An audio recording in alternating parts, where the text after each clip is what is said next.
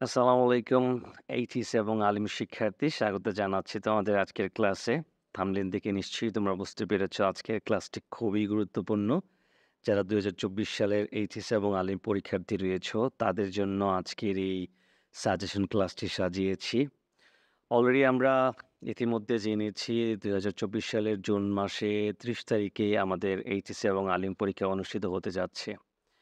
যেহেতু ৩০ তারিখে পরীক্ষা অনুষ্ঠিত হতে যাচ্ছে, মানে আমাদের হাতে সব মিলিয়ে ১ মাস ৩-৪ দিন বড়জোর আ হাতে আছে।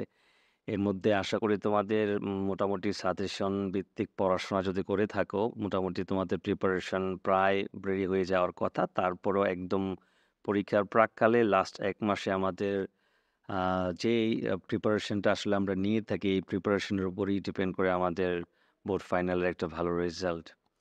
তো এখন যেহেতু হাতে ১ মাস সময় রয়েছে, যারা আমরা ইংরেজি সাবজেক্টের একদম ভালো প্রিপারেশন নিতে পারিনি অথবা যারা আমরা প্রিপারেশন নিয়েছি তারপর একটা কনফিউশন এ আছি আসলে আমার প্রিপারেশনটা কেমন হলো?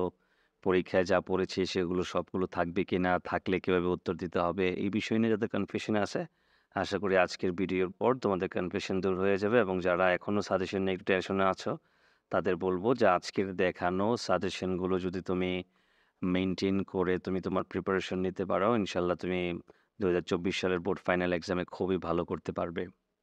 স্ক্রিনে দেখতেই পাচ্ছ তোমরা, আমি ১ম এ ইংরেজি ১ম পত্রের ইংলিশ ফার্স্ট পেপারের সাজেশন নিয়ে আলোচনা করব। যেহেতু আমাদের শর্ট সিলেবাসের পরীক্ষা হচ্ছে, আমি শর্ট সিলেবাসের আলোকেই তোমাদের সাজেশনটি সাজিয়েছি। আ ইংলিশ ফার্স্ট পেপারে ১ম এ আমাদের পার্ট A তে রিডিং টেস্টে 60 মার্ক থাকবে। যেখানে ১ম যেই কোশ্চেনটি আ সেখানে একটি প্যাসেজ দেওয়া থাকবে। ১ম প্যাসেজটি থেকে মাল্টিপল চয়েস, যেখানে ১০ টি মাল্টিপল চয়েস থাকবে, 5 মার্কস থাকবে। এর পরপরই ওই প্যাসেজ থেকে আনসার করতে হবে ৫ টি কোশ্চেনের। প্রত্যেকটি কোশ্চেনের মার্ক হচ্ছে ৩, ৩ ৫ ১৫। এরপর আবার ঠিক তারপরে আরেকটি প্যাসেজ দেওয়া থাকবে যেখান থেকে আমাদের ফ্লো চার্ট লিখতে হবে। ফ্লো চার্টের মার্ক আগে যদিও ১০ ছিল, শর্ট সিলেবাসে সেটাকে মার্ক এখন ৫ করা হয়েছে। তারপর আরেকটি প্যাসেজ দেওয়া থাকবে যেখানে সামারির জন্য মার্ক বরাদ্দ রয়েছে ১০ মার্ক। সামারির বেলায় আমি একটু বলব এখানে প্যাসেজ থাকতে পারে আবার পোয়েমও থাকতে পারে। যেহেতু শর্ট সিলেবাসের মোটামুটি ৯ টা ইউনিটের মধ্যে ৩ টা ইউনিটে আমাদের পোয়েম রয়েছে। আমি তোমাদেরকে বলব, আমি যদি এখানে সবগুলো প্যাসেজ রেখেছি তারপরেও আমাদেরকে সেফ প্রিপারেশন নেওয়ার জন্য পোয়েমগুলোর সামারি দেখে যেতে হবে। যাতে করে পোয়েম আসলে আমি আমার উত্তরটা কভার করতে পারি। এখানে একটা বিষয় আমি একটু বলে নেব। শর্ট সিলেবাস যদিও আমাদের গত ৩ বছরের যে মেইন বইটা ছিল ইংলিশ ফার্স্ট পেপারের মেইন বইটা অ্যাকচুয়ালি বারবারই আমরা দেখতেছি যে আ ইউনিটগুলোকে তারা র‍্যান্ডমলি চেঞ্জ করছে। মানে টপিক চেঞ্জ হচ্ছে না। দেখা গেছে ২ নাম্বার ইউনিটে যে প্যাসেজগুলো ছিল সেটাকে ৬ এ নেওয়া হয়েছে, ৬ টাকে নেওয়া হয়েছে ১০ এ। বাট টপিক সবই ঠিকই আছে। জাস্ট ইউনিটগুলো চেঞ্জ হইছে। তো আমি এখানে আসলে অনেকের কাছে পুরাতন বই, অনেকের কাছে নতুন বই থাকতে পারে। আ ইউনিটের নাম্বার নিয়ে কনফিউশন এ যেন না পড়ে এজন্য আমি টাইটেল দিয়েছি। টাইটেল থেকে ধরে আমরা আমাদের প্যাসেজগুলো পড়ব। এখন আমাদের যেই ইউনিট রয়েছে ১, ২, ৩, ৪, ৫, ৬, ৭, ৮, ৯ টোটাল ৯ টা ইউনিট থেকে আমাদের প্রিপারেশন নিতে হবে। আমি যদি অ্যাপ্রক্সিমেটলি বলি প্রায় ৪০ টা প্যাসেজ যদি তুমি পড়ো একদম সেফ প্রিপারেশন। এখন অনেক স্টুডেন্ট রয়েছে ৪০ টা প্যাসেজ আসলে সবগুলোই পড়ে প্রিপারেশন নিতে পারবে না। যারা একদম ভালো প্রিপারেশন নিতে পারো নাই, একটু শর্টলি প্রিপারেশন নিতে চাও, তাদের জন্য আমি বলব এইখানে খেয়াল করো আমি আমার এই আ সাজেশনে যেটা করেছি প্রত্যেকটা ইউনিট থেকে একদমই মানে ৩ স্টার মার্ক করা যেই প্যাসেজগুলো আসার সম্ভাবনা খুবই বেশি সেগুলোকে আমি একটু বোল্ড করে দিয়েছি। যেমন people or institution making history এই ইউনিট থেকে নেলসন ম্যান্ডেলা, চাওলা এই ২ টি প্যাসেজ খুবই গুরুত্বপূর্ণ। যদিও বঙ্গবন্ধু শেখ মুজিবুর রহমানের 7th মার্চ স্পিচের প্যাসেজটি খুবই ইম্পোর্টেন্ট। এটা থেকে বারবার কোয়েশ্চেন আসতেছে। আম এইটা থেকে প্রশ্ন অবশ্যই সলভ করবে। তবে আমি বলব যে বঙ্গবন্ধু শেখ মুজিবুর রহমান, শেখ কামাল, নিশাত মজুমদার এই ধরনের যেই প্যাসেজগুলো রয়েছে এগুলো থেকে অবশ্যই রিয়ারেঞ্জ, স্টোরি এগুলো একটু ভালোভাবে পড়ে নিতে হবে তোমাদের। তো পিপল আর ইনস্টিটিউশন থেকে এই ২ টি আ প্যাসেজ ভালোভাবে পড়বে। এরপর হিউম্যান রাইটস থেকে মাই নেম ইস এমেরিগো। এমেরিগো একজন স্ট্রিট চাইল্ড তাকে নিয়ে যে প্যাসেজটি রয়েছে সেটা ভালো করে পড়ে নেবে। এরপর যে ইউনিটটি রেখেছি ড্রিমস, ড্রিমস ইউনিট থেকে আ মোটামুটি ৩ টি প্যাসেজ আছে। আমাদের মোটামুটি আমরা যদি মডেল বই থেকে পড়ি ৩ টি প্যাসেজ আলাদা করে দেওয়া আছে যদিও। আমি এখান থেকে বলব তোমাদের ড্রিমস হ্যাভ ফ্যাসিনেটেড এবং আই হ্যাভ আ ড্রিম এই প্যাসেজটি খুবই গুরুত্বপূর্ণ ফোর্থ ফাইনালের জন্য। আসার সম্ভাবনা খুবই বেশি। এটা একদম ভালোভাবে এটার multiple choice, answering question, closure, summary সব পড়ে নিতে হবে। এর পাশাপাশি যদি এক্সটেন্ডেড প্রিপারেশন নিতে চাও, the Negro is still not free এরকম টাইটেলযুক্ত একটি প্যাসেজ রয়েছে, সেই প্যাসেজটা পড়ে নিতে হবে। খুবই গুরুত্বপূর্ণ একটি ইউনিট আমাদের ২০২৪ সালের পরীক্ষার্থীদের জন্য ইউথফুল অ্যাচিভার্স। আমি তোমাদেরকে বারবার বলবো যে ইউথফুল অ্যাচিভার্স এই ইউনিট থেকে কোনো না কোনো প্যাসেজ আসবেই, কোনো না কোনো প্রশ্ন আসবেই। সো এই ইউনিট থেকে যে প্যাসেজগুলো রয়েছে আমি বলবো সবগুলোই ভালোভাবে পড়ার জন্য, সম্ভব হলে সবগুলি পড়বে। আর যদি একদম হাতে টাইম না থাকে, বোল্ড করা যে প্যাসেজগুলো রয়েছে এগুলোকে এমনভাবে পড়তে হবে যাতে এখান থেকে কোশ্চেন আসলে কোনো মার্ক আমাদের না কাটে। লাইক শেখ কামাল নিয়ে যে প্যাসেজটা রয়েছে সেটা, নিশাত মজুমদার নিয়ে যে প্যাসেজটি রয়েছে এবং দ্য সাকসেস অফ কালী সুন্দর গার্লস। এই ৩ টি প্যাসেজ খুবই গুরুত্বপূর্ণ আমাদের বোর্ড ফাইনালের জন্য ২০২৪ সালের।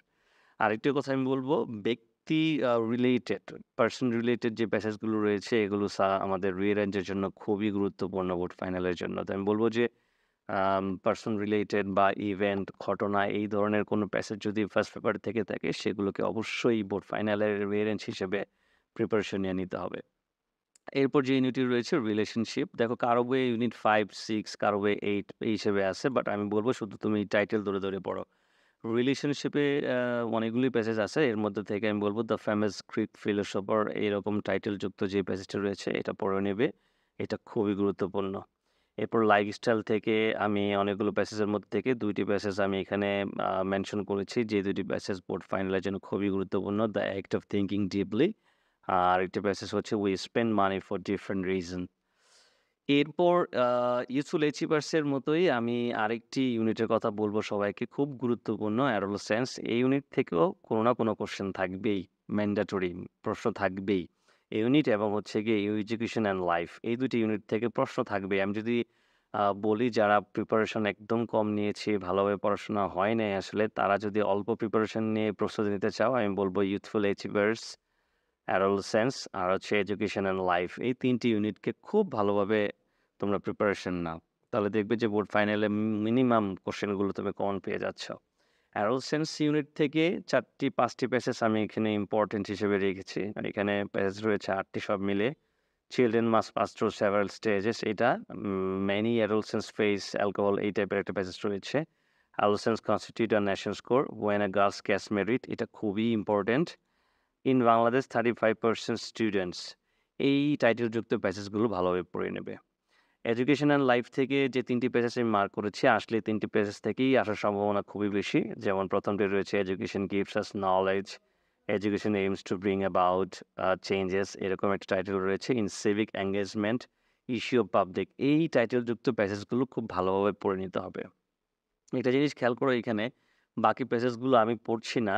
তোমরা স্ক্রিনশট নিয়ে রাখতে পারো। আবার আমি যেটা করব ভিডিওর ডেসক্রিপশন লিস্টে আমি অবশ্যই তোমাদের এই কি বলে সাজেশনটির পিডিএফ ফাইলটা সংযুক্ত করে দেব। সেখান থেকে তোমরা ডাউনলোড করে নিতে পারো যাতে পরবর্তীতে এক্সটেন্ডেড প্রিপারেশন নিতে পারো। যারা অল্প সময় পাচ্ছ, প্রিপারেশন আগে নাওনি তাদের জন্য হচ্ছে এই বোল্ড করা প্যাসেজগুলো ভালোভাবে পড়বে এবং যারা এক্সটেন্ডেড বাড়তি প্রিপারেশন নিয়েছো, পড়াশোনা বেশি করেছে তারা এগুলো তো ভালো করে পড়বেই, সাথে বাকি প্যাসেজগুলোও সলভ করবে। সবার শেষে যে ইউনিটটি রয়েছে tours and travels. Tours and travels থেকে অনেকগুলো প্যাসেজ রয়েছে। এর মধ্যে eco tourism gives us knowledge এবং the island of Saint Martin's এই প্যাসেজটা খুবই গুরুত্বপূর্ণ। এখানে যদি আমি সবগুলো প্যাসেজকে একসাথে হিসাব করি, কোন প্যাসেজগুলো আমাদের আসলে শর্ট প্রিপারেশনের জন্য নিতে হবে, আমি এখানে সব মিলিয়ে ৪০ টি প্যাসেজ রেখেছি। এর মধ্যে সব মিলিয়ে আমি যদি বোল্ড করাগুলো বলি, যেগুলো খুব বেশি গুরুত্বপূর্ণ, ১৯ টি প্যাসেজ এখানে রয়েছে। যারা শর্টলি প্রিপারেশন নিতে চাও, এই ১৯ টি প্যাসেজ ভালোভাবে পড়ে এদের multiple choice, answering question, flowchart এবং সামারি ভালোভাবে সলভ করে নেবে। ইনশাআল্লাহ তাহলে ৩৫ মার্ক থেকে মোটামুটি 33, 34, 35 ও তুমি চাইলে ক্যারি করতে পারবে।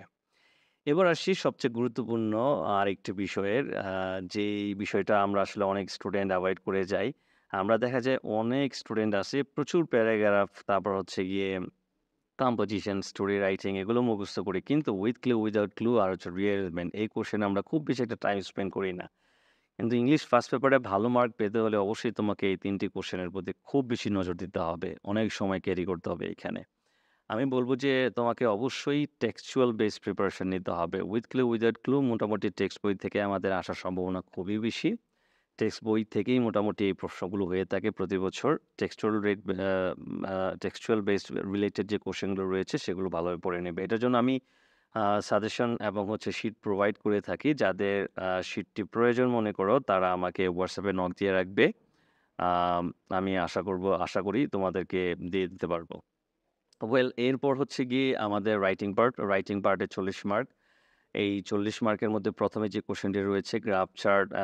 এখানে আসলে কয়েক ধরনের চার্ট আসে। Graph chart, pie chart, column chart, bar chart. তো এই কোশ্চেনটি অনেক স্টুডেন্ট যেটা করে মুখস্থ করে ফেলে। তো আসলে মুখস্থ করলে এই কোশ্চেনটির উত্তর দেওয়ার কোনোভাবেই সুযোগ নাই। কারণ এইখানে সাধারণত ইনফরমেশন দেওয়া হয় এবং তোমাকে উত্তরগুলোকে হাইলাইট করে লিখতে হয়। তো আমি স্টুডেন্টদেরকে বলব ফ্রেন্ড রাইটিং ডেভেলপ করতে হবে এবং আমি আরেকটা কাজ করব, যারা একদম দুর্বল স্টুডেন্ট বা গ্রাফ চার্ট, পাই চার্ট এগুলো আসলে লিখতে পারো না, তাদের জন্য আমি আগামী সপ্তাহে একটি আম এক্সক্লুসিভ ক্লাস দেব আ গ্রাফ চার্টের উপরে। যাতে করে তুমি তোমার ফ্রেন্ড রাইটিং ডেভেলপ ভালোভাবে না হওয়া সত্ত্বেও যেন তুমি পরীক্ষায় ভালোভাবে উত্তর দিতে পারো এবং লিখতে পারো। মোটামুটি একটা ভালো মার্ক পেতে পারো। এজন্য শর্ট একটি টেকনিক নিয়ে আমি আ একটি ক্লাস দেব তোমাদেরকে আগামী সপ্তাহের মধ্যে ইনশাআল্লাহ।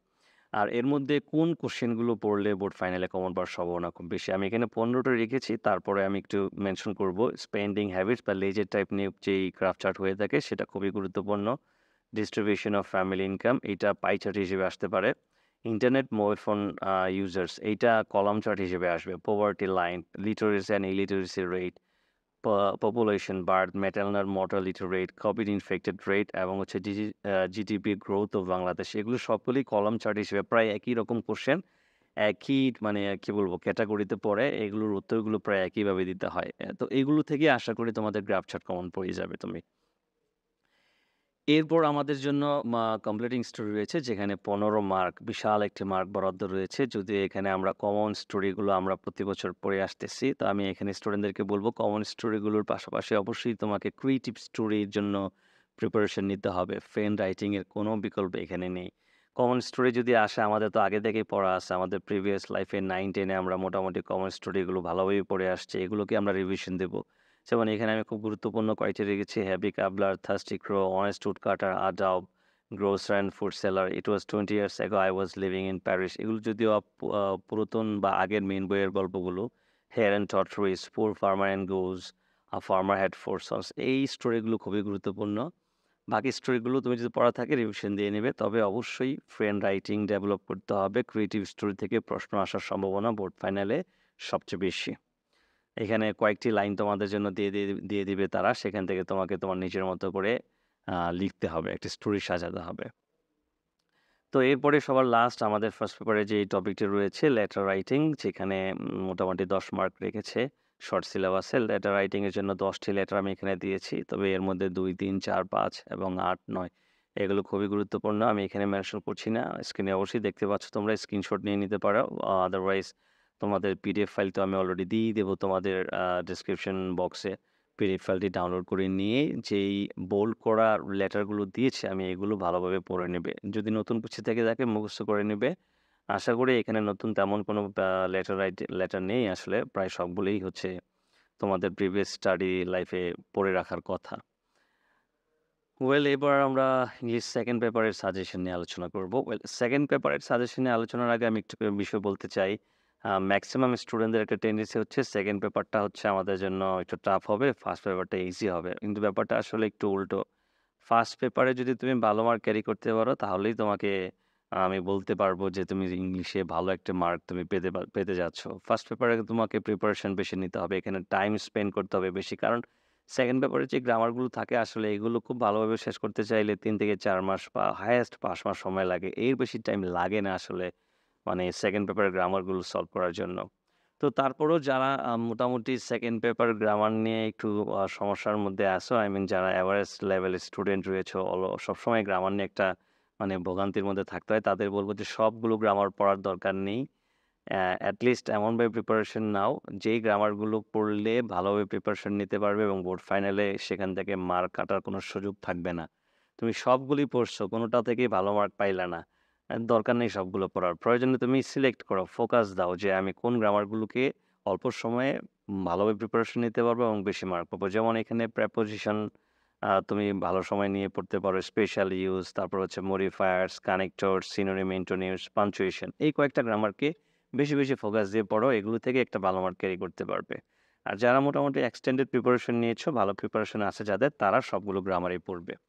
তো গ্রামারগুলো কোত্থেকে সলভ করবে? তুমি টেস্ট পেপার থেকে সলভ করো। আমি এইজন্য নবোদয় এবং লেকচার এই বইগুলোকে আমি রিকমেন্ড করব। তাদের বই থেকে সলভ করতে পারো এবং চাইলে আমার তৈরি করা একটা ইংরেজি সাপ্লিমেন্ট বই রয়েছে শুধু গ্রামারের উপরে, যেখানে আমি এক্সক্লুসিভ কিছু এক্সারসাইজ রেখেছি যেগুলো থেকে গত কয়েক বছর প্রায় হুবহু কমন পড়ে গেছে। এবং আমি যেটা করেছি এই বইতে, এক্সারসাইজগুলোর আগে প্রত্যেকটি গ্রামার নিয়ে আমি এমনভাবে রুলগুলোকে সাজিয়েছি যাতে করে একটা স্টুডেন্ট কোনো টিচারের হেল্প ছাড়াই নিজে, নিজে গ্রামারগুলোকে সলভ করতে পারে এবং নিজে গ্রামার বুঝতে পারে।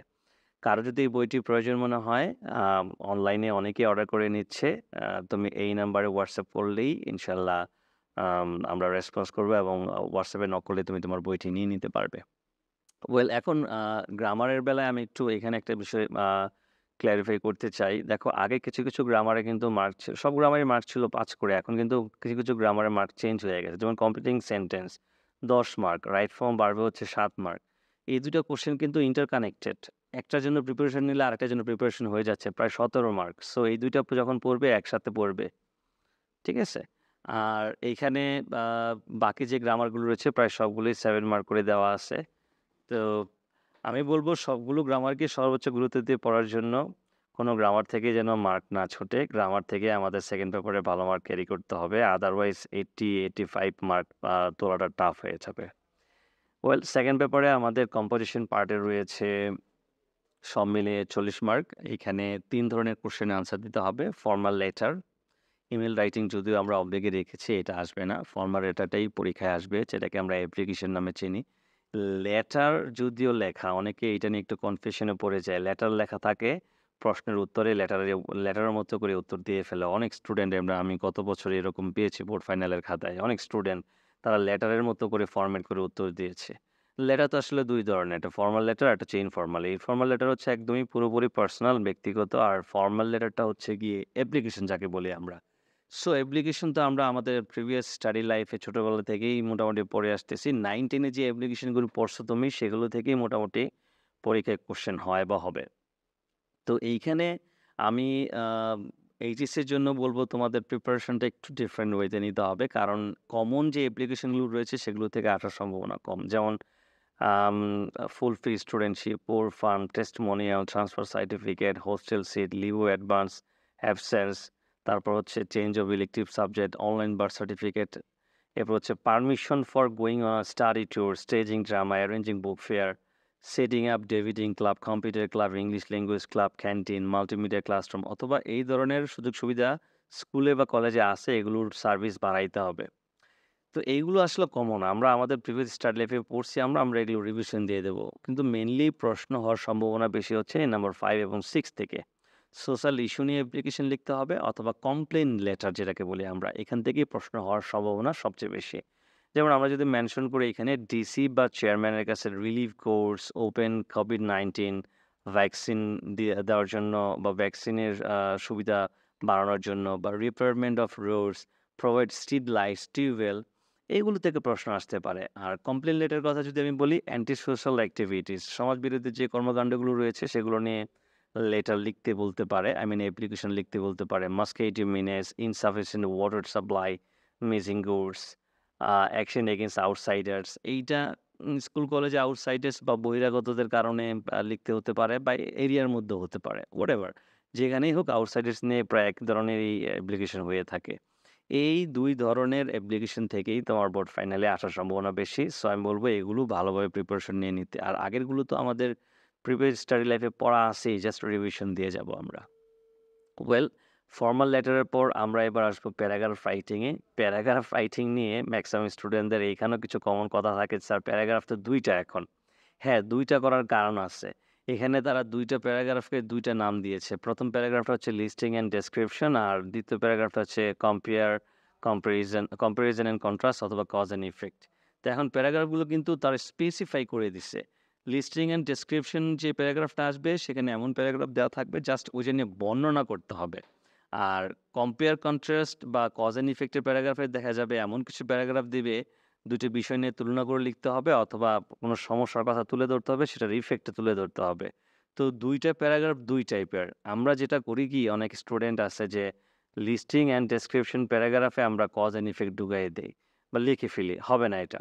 Listing and description paragraph listing and description ওয়াইজে লিখতে হবে আর কম্পেয়ার কন্ট্রাস্টটা আমাকে কম্পেয়ারও করতে হবে, কন্ট্রাস্টও করতে হবে, কজ লিখতে হবে, ইফেক্ট লিখতে হবে তাহলেই আমি পুরো মার্ক পাবো।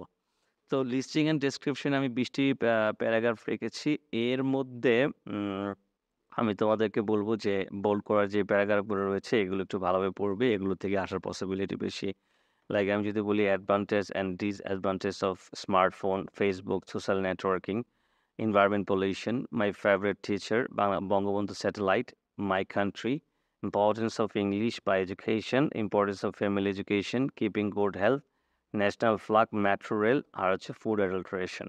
এই যে ফুড অ্যাডাল্টারেশন প্যারাগ্রাফটা পরপর ৩ বছর কন্টিনিউ রিপিট হয়েছে। এজন্য আগের বছর প্যারাগ্রাফ বাদ দেওয়ার কোনো সুযোগ নাই। আগের বছরেরগুলো পড়ে ফেলতে হবে। তো মোটামুটি এখানে ১, ২, ৩, ৪, ৫, ৬, ৭, ৮, ৯, ১০, ১১টা প্যারাগ্রাফ। ১ম প্যারাগ্রাফের জন্য ১১টা মুখস্থ করে ফেলবে।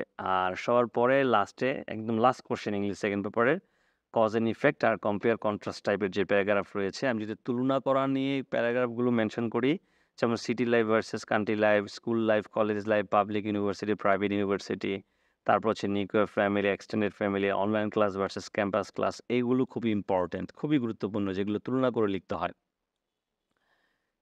ক্লিয়ার? আর এরপরে কজ অ্যান্ড ইফেক্ট সূচক যে প্যারাগ্রাফগুলো রয়েছে তার মধ্যে রয়েছে price hike, road accident, social service, তারপর হচ্ছে load shedding, climate change, global warming, greenhouse effect, deforestation, drug addiction. এগুলো আসলে কারণ লিখতে হয় আর ফলাফলগুলো লিখতে হয়। তো এইখানে মোটামুটি ১, ২, ৩, ৪, ৫, ৬, ৭, ৮, ৯, ১০, ১১, ১২টা প্যারাগ্রাফ। এখানে যেহেতু ১৫ মার্ক, আমি এখানে আরেকটি ব্যাপার একটু মেনশন করব। অনেক স্টুডেন্ট জিজ্ঞেস করে, "স্যার কয় পৃষ্ঠা লিখব প্যারাগ্রাফ?" আসলে পৃষ্ঠা এখানে ফ্যাক্ট না। ফ্যাক্ট হচ্ছে তোমাকে মিনিমাম ১৮০ থেকে ২৫০ বা ২০০ থেকে ২৫০ ওয়ার্ডের মধ্যে লিখতে হবে। এখন কারো ২৫০ ওয়ার্ড ৪ পৃষ্ঠা হয়ে যায়, কারো ২৫০ ওয়ার্ড ২ পৃষ্ঠা হয়ে যায়। লেখাটাকে মিনিমাম একটা এভারেজ একটা সাইজে নিয়ে আসতে হবে। আমি যদি বলি ৩ পৃষ্ঠা তো মিনিমাম হবেই প্যারাগ্রাফগুলো। ১৫ মার্ক যেহেতু ওই হিসাব করে আমাদেরকে লিখতে হবে। তো এই ছিল আমাদের ইংরেজি ১ম এবং ২য় পত্রের এইচএসসি এবং আলিমের সাজেশন। আশা করি তোমরা আজকের এই ক্লাসটি থেকে উপকৃত হবে। যারা শর্টলি প্রিপারেশন নিতে চাও, বোল্ড করা কোয়েশ্চেনগুলো, গুরুত্বপূর্ণ কোয়েশ্চেনগুলো আগে প্রিপারেশন নাও। হাতে টাইম থাকলে বাকিগুলো পড়ো। আর যারা মোটামুটি এক্সটেন্ডেড প্রিপারেশন নিচ্ছ বা নিয়ে ফেলছো, তারা আমি বলব সবগুলোই মেক সিউর করো যে এখানে সাজেশনে যা আছে এগুলো সব আমার রেডি আছে কিনা। ইনশাআল্লাহ এই সাজেশন থেকেই তোমরা আগামী ২০২৪ সালের পরীক্ষায় কমন পেতে যাচ্ছ। এই ছিল আমাদের ইংরেজি ১ম এবং ২য় পত্রের সাজেশন। আশা করি সবাই ভালোভাবে প্রিপারেশন নিচ্ছ এবং তোমাদের ভালো একটি প্রিপারেশন, ভালো একটি ফলাফলের প্রত্যাশা করছি। ভিডিওটি ভালো লেগে থাকলে অবশ্যই তোমাদের বন্ধুদের সাথে শেয়ার করবে, লাইক করবে এবং অবশ্যই কমেন্টে জানাবে। ভালো থাকো, সুস্থ থাকো। আল্লাহ হাফেজ।